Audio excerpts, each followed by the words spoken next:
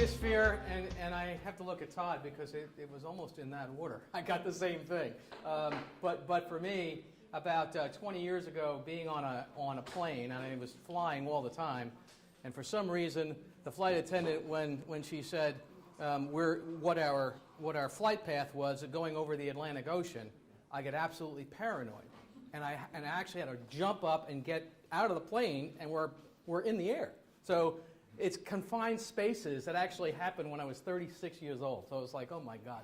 Anyway, some of you have filled out an assessment, and those who didn't, I gave you one, but we try to drive our themes for our events off of what you tell us. So these general categories we're talking about, we're going to be talking about a lot of this today because it's in preparation for the next recession. All of these things have to be dealt with.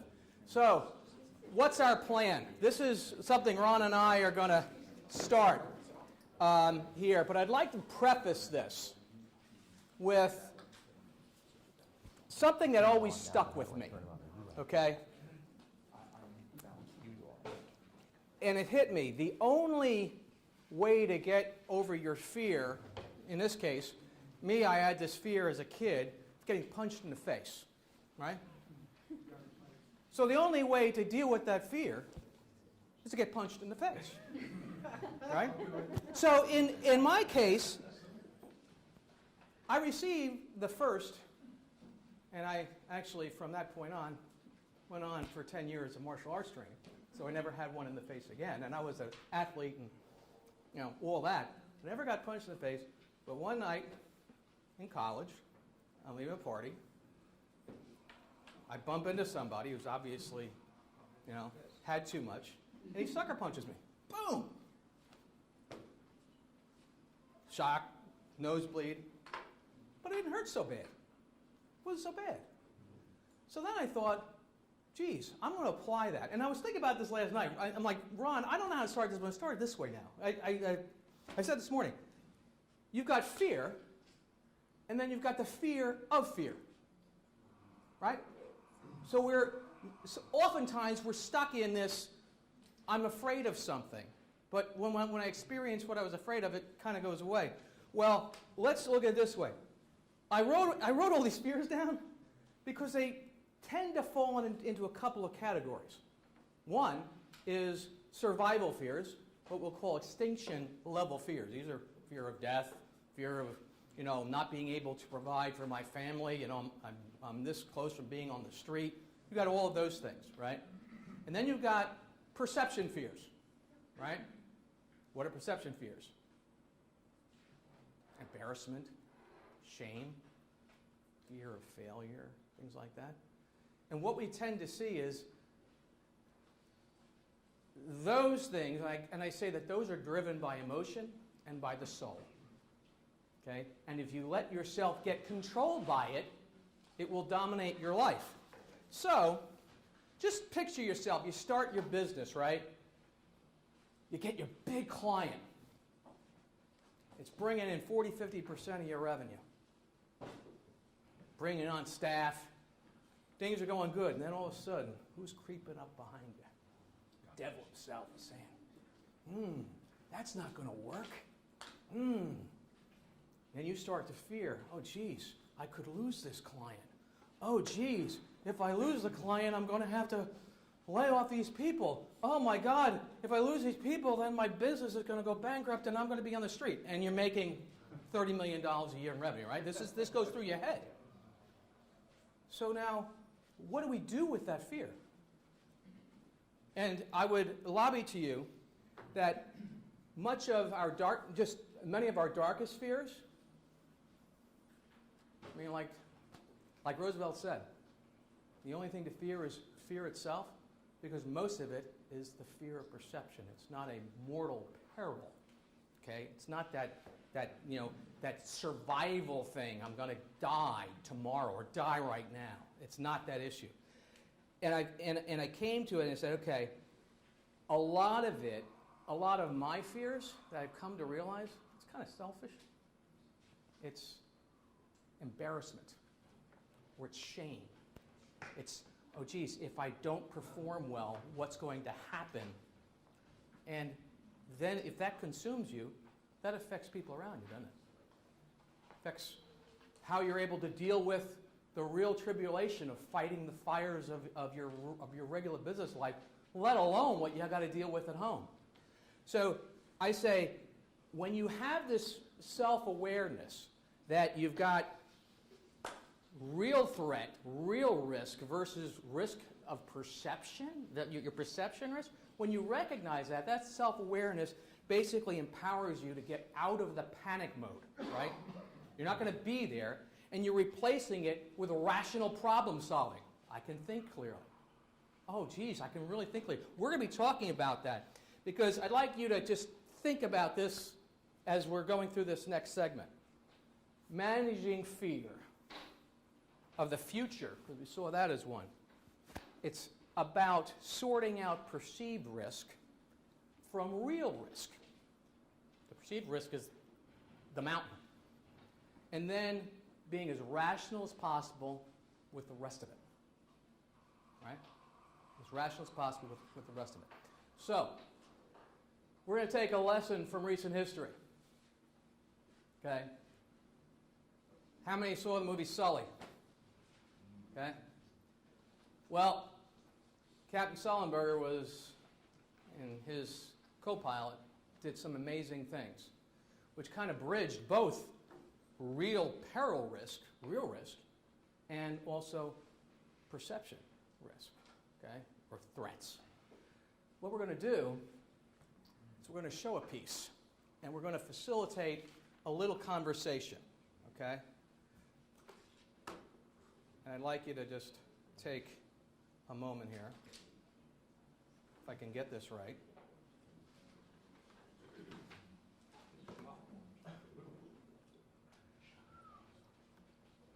No, it's not working here. Hold on. There it goes. Okay.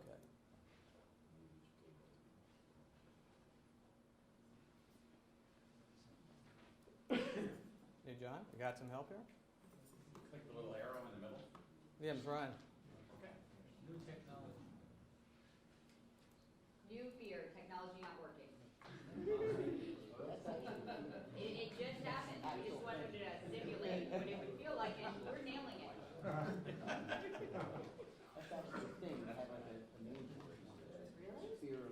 Okay. Okay. Is that Look working? it up. Techno-coding. Yeah, I did just work. And it worked perfectly.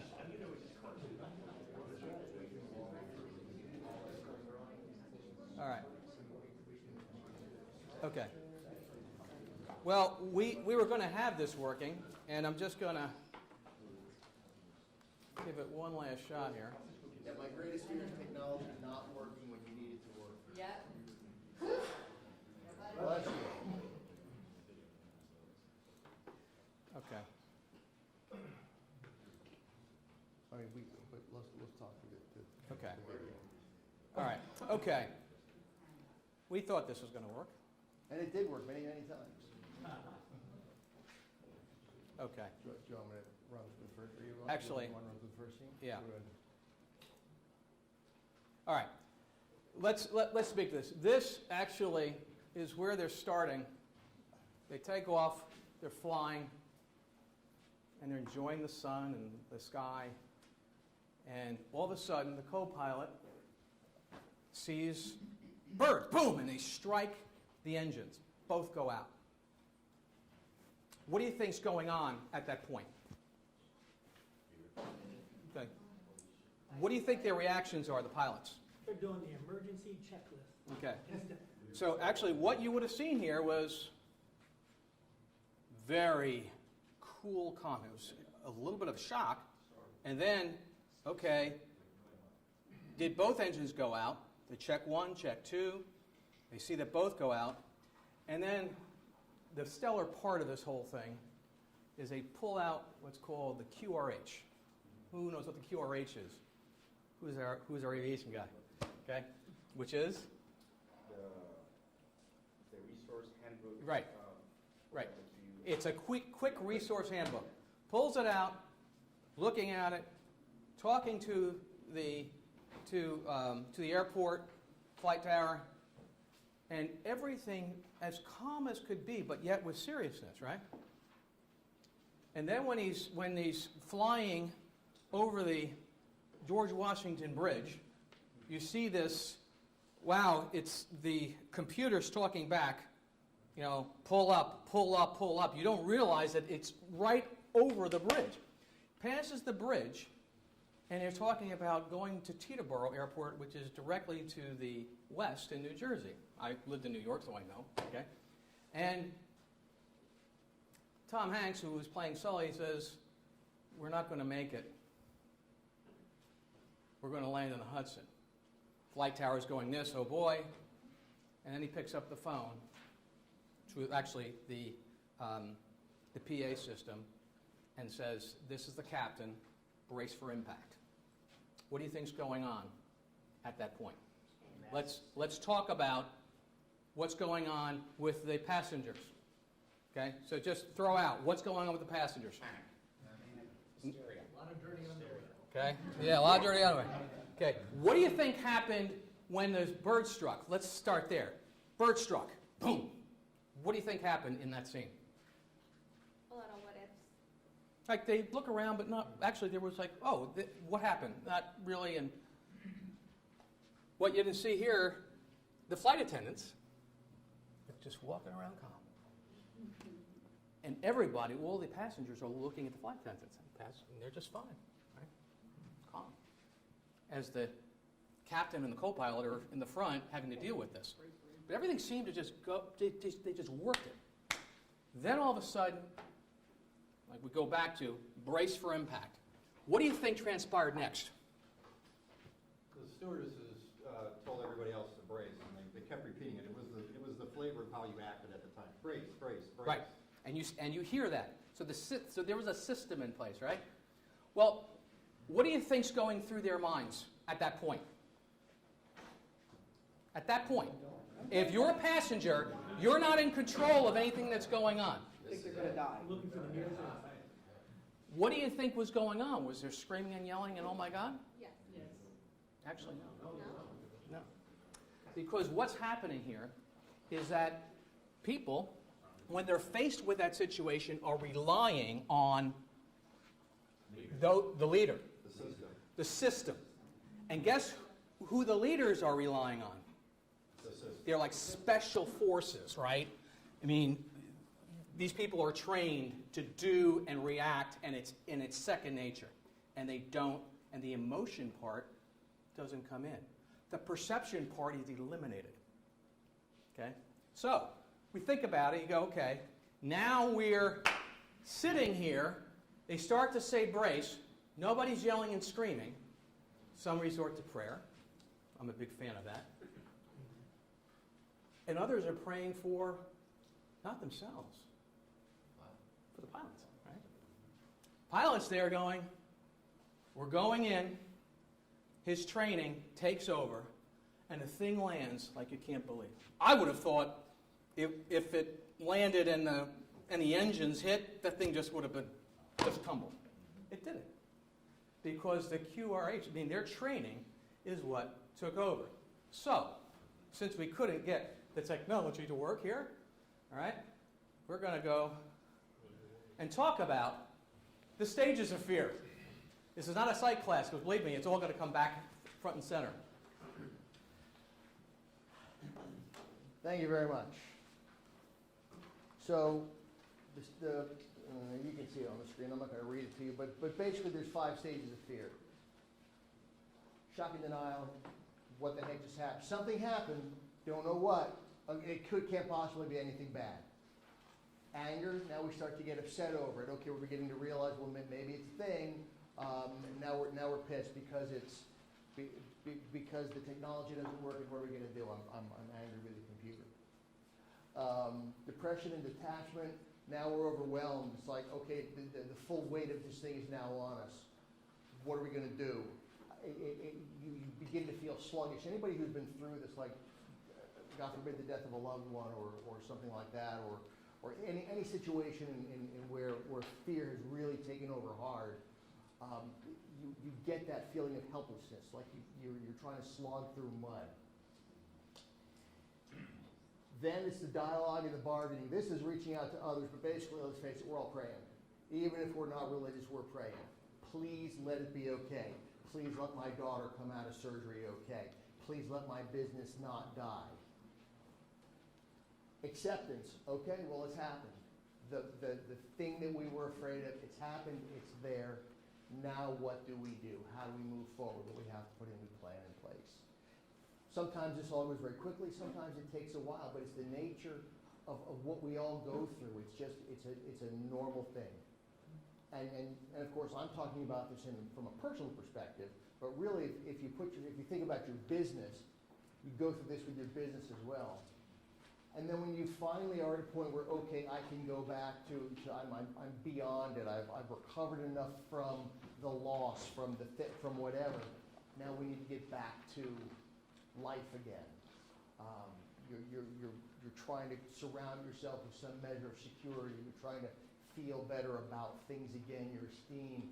You're trying to find new meaning in life to if not fill the hole that was left by whatever happened, to at least maybe band-aid it so that you can put it to the side. But these are the things that we go through. And whether it's personal or whether it's your business, you've got to be able to handle these things in hopefully a very pre-prepared manner. Okay. Okay. So, we were going to look at this. And yeah, no, we are good. We're good. Didn't work. Anyway. All right. So, we talked about each of their fears, right? Now, what's your definition?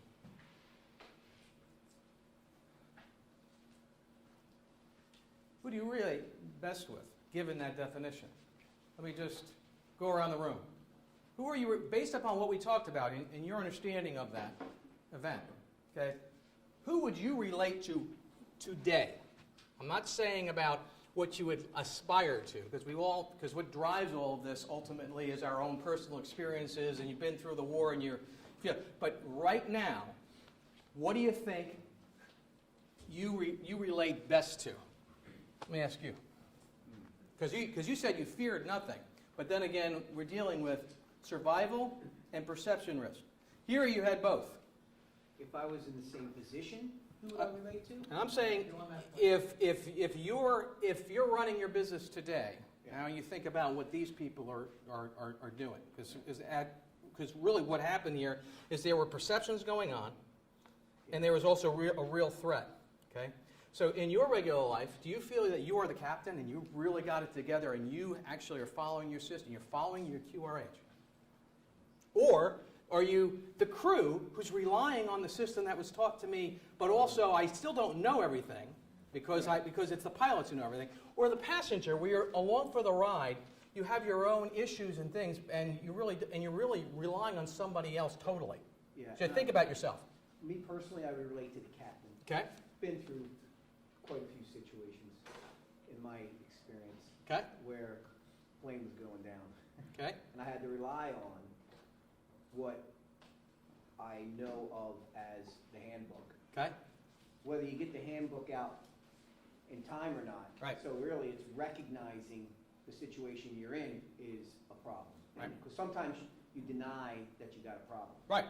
That's a big problem. And denial That's a big problem. is a man problem. Men, right?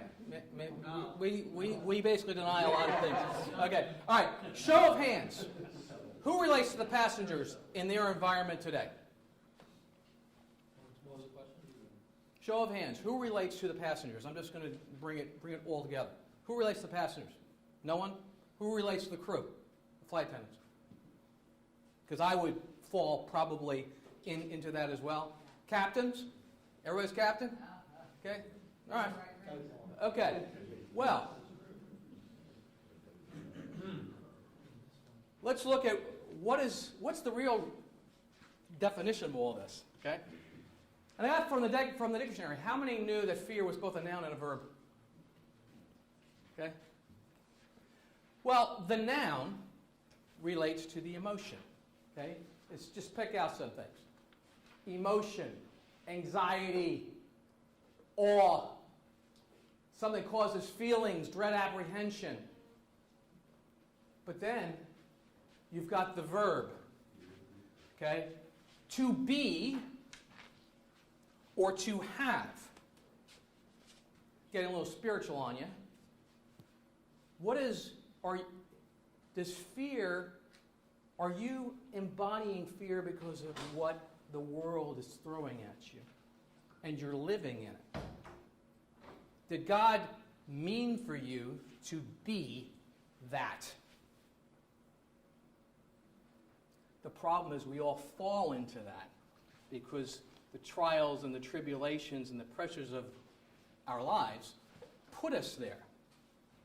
So there's a wonderful scriptural saying in the New Testament that says, God has not given me a spirit of fear, but of power, there's authority, love, and of a sound mind, rational thinking. Oh, wow. I don't have to be that.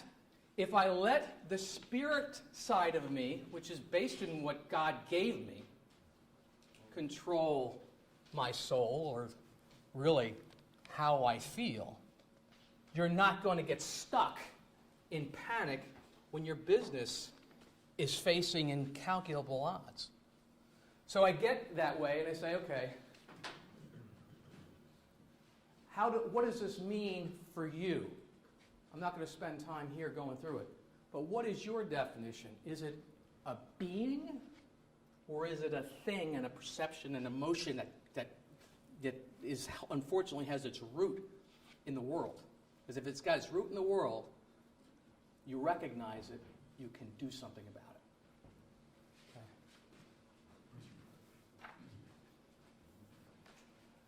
So in business, our fears relate to the risks that we all take or that we have that are inherent. And you're affected by both external factors and internal factors. And you've got to try to mitigate both as part of your preparation. And that's really what this whole day is about. Certainly it's what our part is about, is setting up what's to come after us, but thinking about the difference between reacting, if you will, emotionally the way that the passengers did, oh my God, we're going to die, and out of control because they have no way of helping, or react as the pilots did. They have the QRH. They've got this manual that they've practiced with over and over and over. And by mitigating these kinds of things, by having that QRH, that book, those processes, those systems that are meant to mitigate, and by applying them on a regular basis, you create much more of a systems-driven business than an owner-driven business. And that's ultimately what everybody wants. If you all are truly captains as you raise your hand, then I would challenge you to look at your business and say, if I left today, could my business continue to run? Do I make all the decisions? Do people look to me for every single thing? When I'm not here, is it business as usual? Or does everybody go, well, we can't do that because the boss isn't around? If that's the kind of business you're in, I would say that you're not necessarily at the captain level yet. But by starting the process of building your QRH, testing it on a regular basis, daily, weekly, monthly, and continuing to always look at your business, are we ready for the next whatever? Then you're going to be a much better run, better able to handle the things coming your way. And there's a couple of different kinds of events that can happen to fear in business. There's the downturn. Well, we've been through that, and there have been some fantastic survivors of that, and we're going to hear those stories. But you see that coming. You feel that coming. You see the signs of it coming, kind of like a hurricane. You see it coming, and you can, frankly, you can do some amount of preparedness, but with the business, because it takes long to affect things, hopefully you were working well in advance, which is what we're talking about today, or you've got the 9/11s. Oh my gosh, we woke up today, our business is fine, 9/11, what do we do now? How do we mitigate Well, if you get out the QRH, if the flock of birds hits your business, you pull the QRH out and very calmly go, okay, here's the things that we practice. So external factors, the market factors, industry factors like regulations and things that just come down and get thrown at you internally. Have you done strategic planning? Are you keeping up with that document on a regular basis? Do you review it every 6 months with your senior management team? Does everybody understand their place? Speaking of your senior management team, do you have one? Are they strong? Are they seasoned? Can they operate in your absence? Do you have a solid sales and marketing staff that understands the nature of a changing business and can always help you stay one step ahead of that?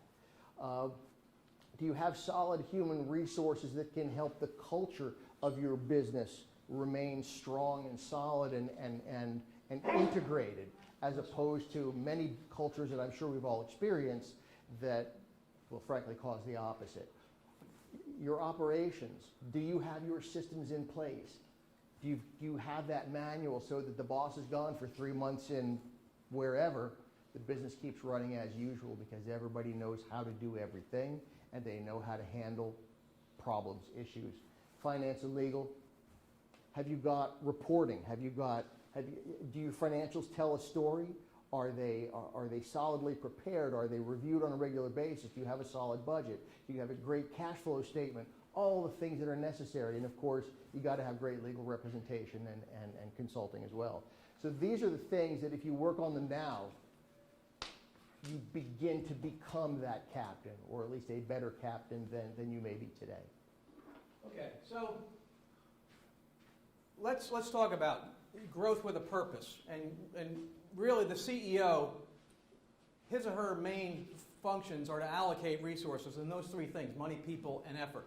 But I typically like to say, if you're running your business, you're wanting it to reflect some value, right? Is it worth something without me, like Ron had said? Look at the business as an investor would. And this is typically what I say. When things are good, think of it the way an investor would, right?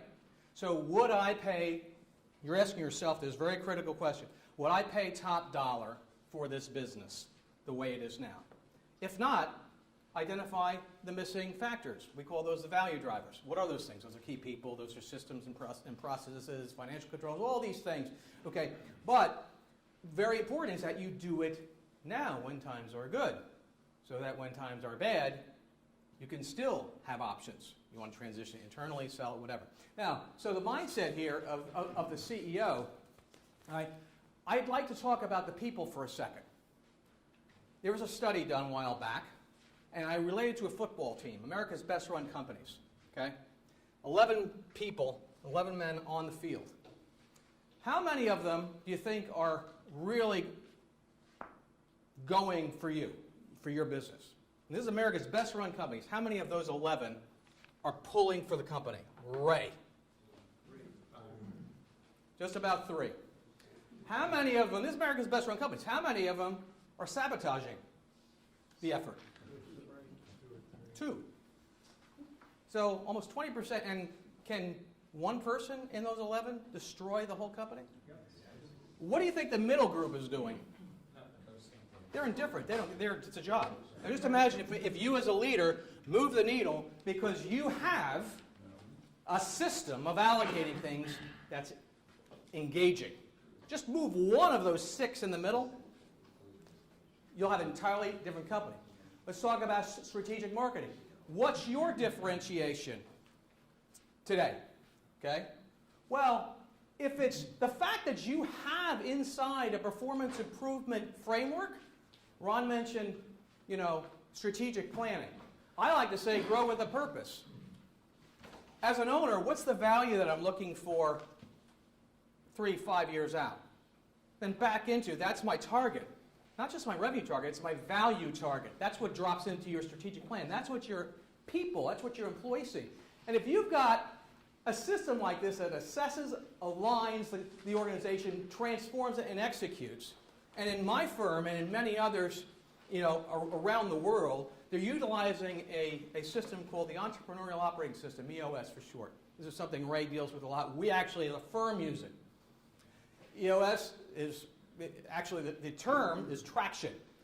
Traction is what is occurring here. It's a communication medium.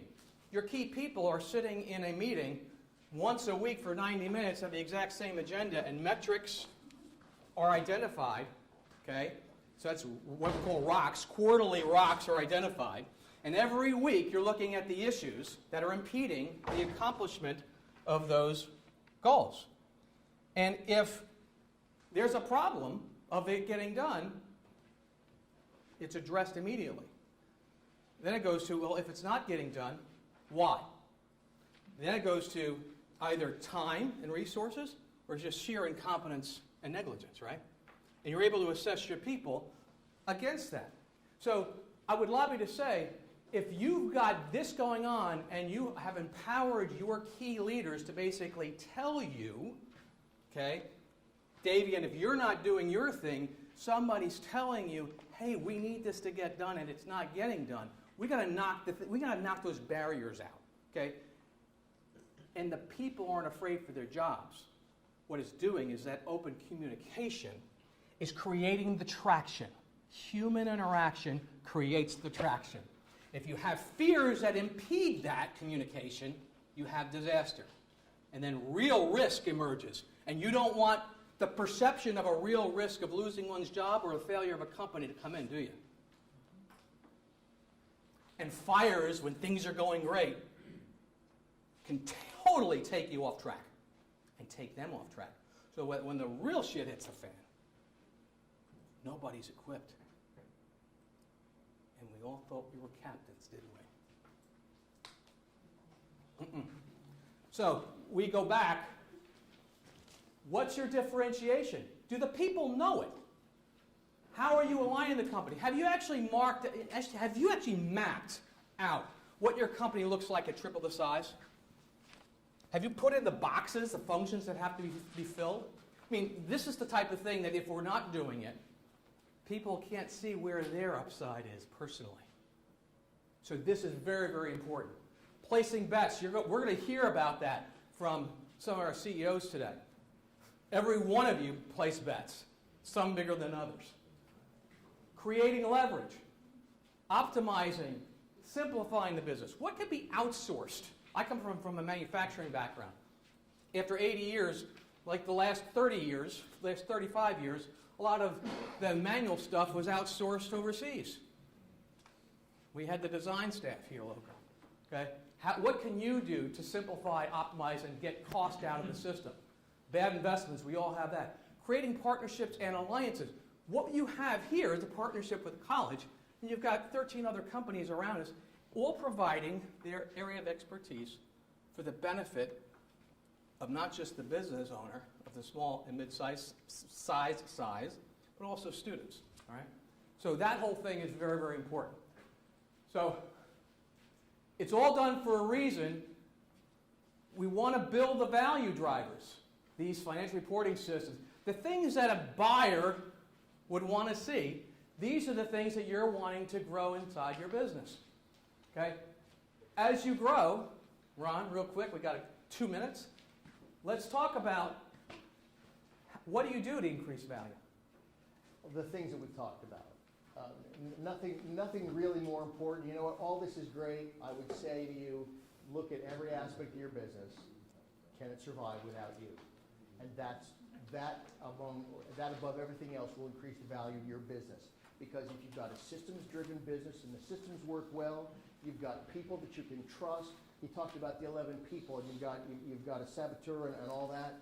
Your job is to rearrange that mix. Your job is to either retrain the saboteur or get rid of the saboteur, and then somebody else takes that role. You're always going to have detractors. You've got to manage them. You've got to manage your people. You've got to be strong. Sell the same things. Create a place in the market. Create a scenario in the marketplace where people can't do without you, and on and on. Be systems driven. Mitigate the risks, and that's how you're going to increase your value. So you've got to have systems to be able to look for the warning signs. How many people have systems that reveal warning signs in their business? Okay. technology goes a long way. We have some technology people here. But I will lobby that if you don't have the system with your sales team to know when to turn projects down that don't make sense. Oh, it's giant, but you get killed in cost. If you don't have something to help them understand that, problem. Small costs can become big costs. These are things, customer complaints on the front end. I can't tell you the number of things that will come into a company, all right, that you, the CEO, doesn't know about. It's frightening. Anyway, I won't bore you with that. All of this is for a purpose. This slide points to when people are exiting their businesses through a sale or an internal transition, these typically occur 3 years after a recession. So you've got a 5-year period, or a little bit more, where values are up, things are going on, cash flows are good, people are buying the businesses. And then there's a period of uncertainty. Right now, we're in 2018, which statistically what they're saying is 2018 is the best time to sell your business. I'm not saying that. Okay? We're not looking to necessarily sell here. What we're looking to do is drive value so you have options. But basically, if all of the things that we've just talked about are occurring now, and I'll say through 2020, your business, if you're doing the right things and you're creating traction in your business, you're going to have options to do whatever you want. The issue is, what are the fears you have right now in anticipation of the next recession, which could come in the next 2 or 3 or 4 years? I'm going to ask for 3 people, just one of your fears. What's one of your fears? Ernie? I think technology is really one of the biggest things we're looking at now. I mean, when Ron put his slide up there, you had external factors, you had industry market. I think the technology piece is really important. A lot of us are providers. I mean, we provide a service, and we say we are the service, we're the differential, we create the value, but Right. now they have technologies that do all the things that we do. Right. And so they're disruptive, and the word is disruptive, they're completely disruptive. So I went to a presentation 2 weeks ago, and they made the speaker said, well, we have created an avatar of a person that's doing the services that we pay people to, and we're testing this, and we're getting a great response. We're using artificial intelligence, and this person is taking the place of the job that people do Right. today. So that's one of my biggest fears is technology, and how not to make myself obsolete from a technology perspective. That's a good one. Where's Paul? Just from your vantage point, what's one fear in anticipation of this? You've been in business for 22 years now. Cash flow. Cash flow. Yeah. Okay. Yeah. Just maintain, because in a recession, we've been through a couple of them already in 20 years of business, so say that maintain that we can maintain our property, our people, and our business. So I'm going to say, each of you take the time when you leave here, those 2 big fears, okay, and back into the plan to address it. Just start there. Back into the plan to address it. Create your QRH. With that, I want to thank you. All right.